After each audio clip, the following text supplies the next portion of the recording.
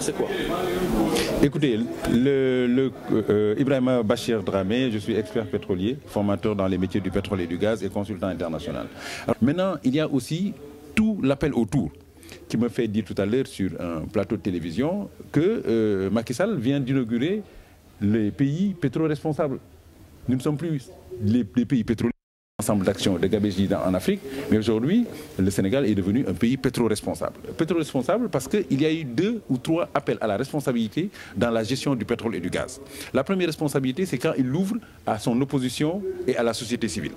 Parce que le COS-Pétrogaz, c'est l'organe chargé d'insuffler des orientations stratégiques pour le président de la République.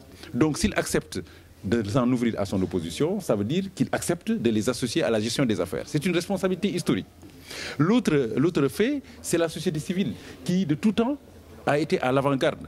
À l'avant-garde parce qu'ils se sont battus déjà pour travailler sur le contenu local. Je vous rappelle que la société civile sénégalaise, telle que je la connais, très dynamique, a travaillé sur ces questions-là depuis longtemps. Aujourd'hui, ils ne font, en allant au COS-Pétrogaz, avec l'invite du président de la République, ils ne font que regagner leur place naturelle. Parce que de là-bas, ils pourront effectivement être à l'image des grandes sociétés civiles comme au Ghana, comme en Namibie, comme en Tanzanie, etc., où les sociétés civiles sont très dynamiques et participent à la gestion du pétrole et du gaz. Je pense que c'est de ce point de vue-là qu'il faut maintenant parler du Sénégal comme pas seulement un pays pétrolier, il faut parler d'un pays pétro-responsable. Écoutez, dans le pétrole, vous avez 500 métiers codifiés.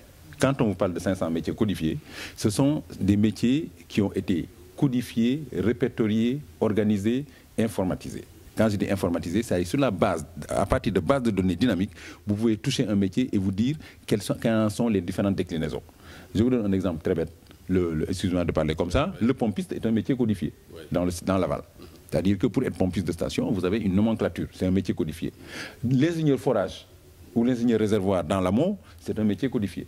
Parce qu'on vous dit comment vous faites pour le faire. Mais entre-temps, c'est pourquoi tout à l'heure, j'ai bien apprécié le discours du directeur général de l'INPG, l'Institut national du pétrole et du gaz, qui rappelle qu'en réalité, il ne forme pas seulement des cadres. Il y a tout un ensemble de métiers. Maintenant, au niveau de l'amont, c'est-à-dire là où nous sommes, il n'y a pas beaucoup de main-d'œuvre. Il ne faut pas dire qu'il y a beaucoup de monde. Hein. C'est au niveau du secteur aval et au niveau des secteurs connexes, comme les biens ou les services, où il y a énormément de personnes qui vont intervenir. Et c'est de ce point de vue-là que les Sénégalais doivent pouvoir s'insérer. Il faut effectivement créer des corps intermédiaires et les faire intervenir. Quand vous prenez un scaphandrier, c'est d'abord un plongeur. Donc si vous ne savez pas nager, vous ne pouvez pas être un scaphandrier. C'est pourquoi les gens de Gorée ont beaucoup de chance, les jeunes de Gorée. Parce qu'aujourd'hui, ils ont ils ont les prérequis pour aller être scaphandrier marin. Ce sont ces gens-là qui plongent pour vérifier la dureté, la fiabilité des installations. On peut en parler et tutti et quanti. Ce qu'il faut retenir d'essentiel, c'est que vous avez énormément de métiers. Maintenant, à part les métiers innovants, vous avez aussi ce qu'on appelle les métiers du jour. Vous savez, dans l'univers du pétrole, vous avez énormément de journalistes. Vous avez des communicants, vous avez des caméramans, vous avez des photographes, c'est eux qui font les photos aériennes qu'on utilise tout le temps. Mais il faut aller se capaciter. Et la première capacitation, on a peut-être oublié d'en parler, je pense que ça sortira dans les débats, c'est la capacitation en spécialité hydrocarbures. Ça, c'est pour tout le monde. Capacité, un certificat de spécialité hydrocarbures. Ça, c'est à la portée de tout le monde. Et il n'y a pas de niveau pour ça. C'est en une semaine, en 15 jours, de pouvoir donner les rudimentaires des compagnies pétrolières et gazières.